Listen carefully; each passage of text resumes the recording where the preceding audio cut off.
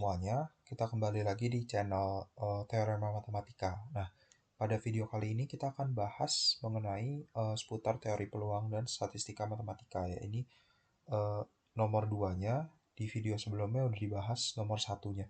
Dan nomor 2-nya ini tentang peluang bersyarat dan teorema Bayes ya. Ini standar, soalnya tidak terlalu sulit, tetapi menuntut kemampuan kita untuk membaca soal dan menerjemahkannya ke si notasi-notasi ini nantinya gitu. Kita langsung mulai aja di soalnya. Dalam suatu pabrik terdapat 3 mesin yang memproduksi suatu produk ya. Di sini ada 3 mesin, kita lambangin aja mesin 1, mesin 2, dan mesin 3 ya. Masing-masing mesin 1 itu dari misalkan mesin 1 itu memproduksi 100 buah barang. Nah, tiga tiga barang di antara 100 buah itu cacat. Maksudnya 3% dari produksinya itu cacat. Kalau mesin 2 itu 1% dari produksinya itu produk yang cacat. Kalau mesin 3 itu 2% dari produksinya itu produk cacat. Nah, dari total hasil produksi, mesin 1 itu memproduksi 25% produk ya.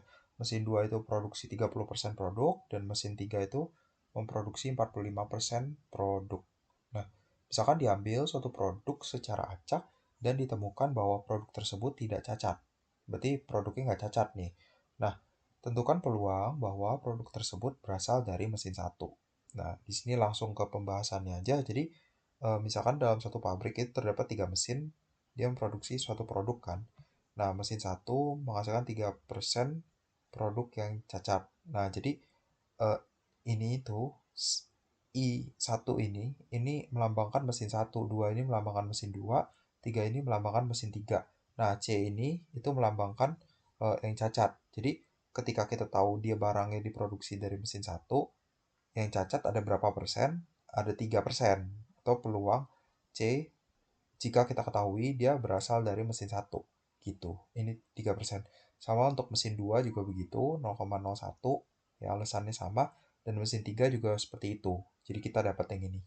Nah, lalu kan tadi dia bilang dari total hasil produksi, mesin 1 itu produksi 25 produk. Berarti PI, ya peluang dia diproduksi dari mesin 1 itu ya 25%.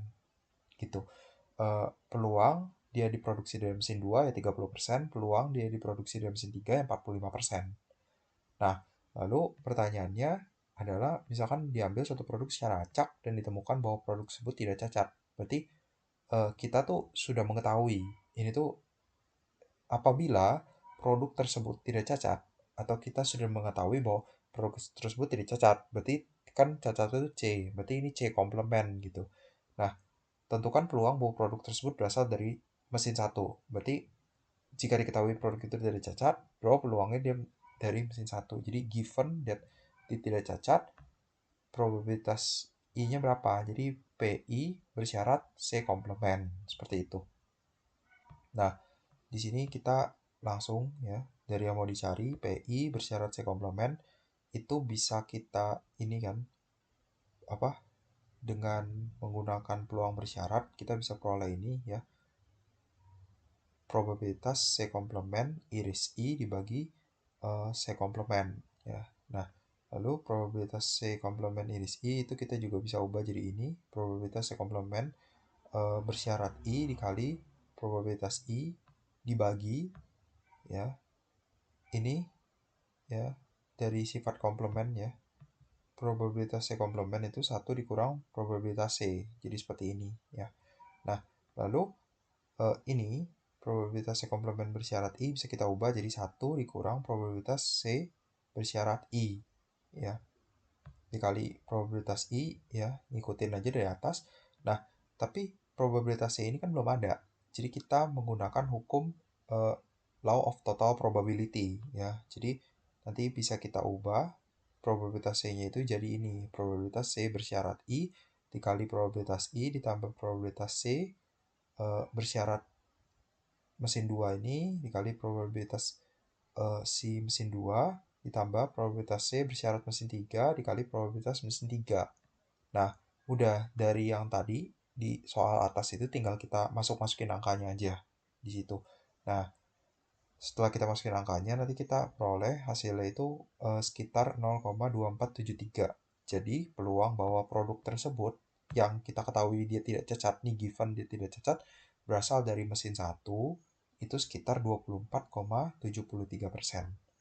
Nah, mungkin di sini kuncinya itu sebenarnya ada beberapa. Kuncinya yang pertama kita harus bisa ngubah si soal ini ke notasinya tadi itu.